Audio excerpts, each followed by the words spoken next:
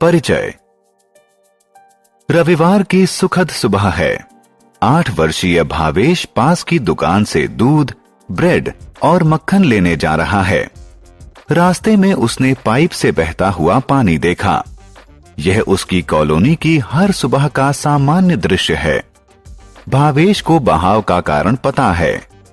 पानी टंकी के भर जाने के बाद ऊपर से गिर रहा है। भावेश एक महत्वपूर्ण प्राकृतिक संसाधन के ऐसे अविवेकपूर्ण नुकसान से दुखी है। आइए प्राकृतिक संसाधनों और उनके महत्व के बारे में जानें।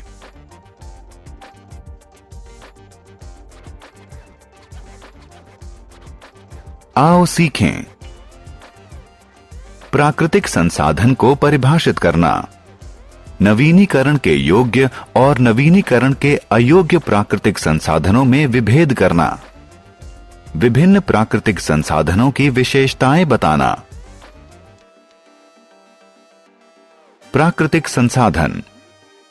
प्राकृतिक संसाधन उन पदार्थों का भंडार है जिन्हें प्रकृति ने हमें प्रदान किया है।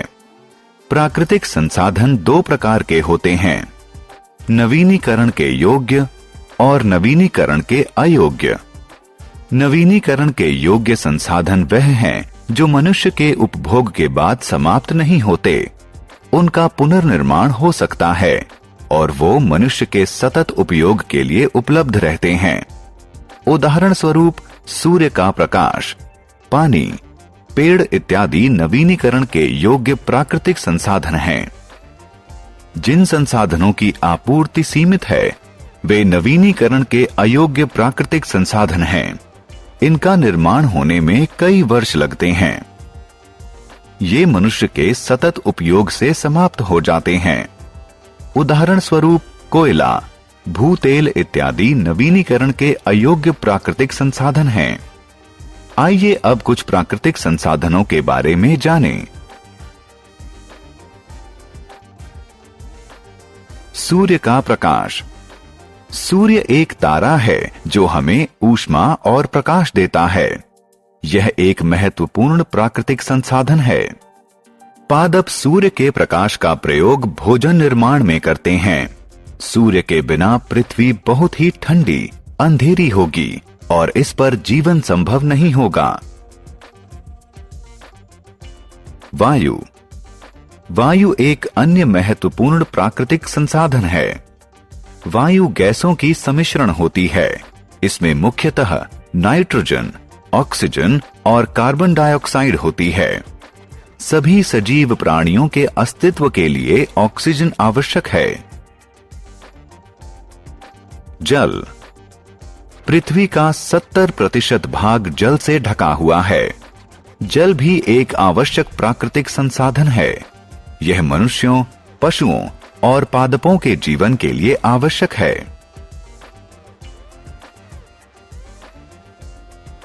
मृदा। मृदा पृथ्वी के ऊपरी भाग की महीन परत होती है। इसका निर्माण शैलों की वायु और जल से छोटे छोटे टुकड़ों में टूटने के कारण होता है। मृदा अपनी संरचना में पृथक होती है। कुछ महीन होती है और कुछ खुरदुरी। मृदा का रंग भी पृथक होता है। कुछ स्थानों पर वह लाल होती है और कुछ स्थानों पर वह काली होती है। मृदा पोषक तत्वों और जल का संग्रहण करती है। पादप मृदा से खनिज और जल प्राप्त करते हैं।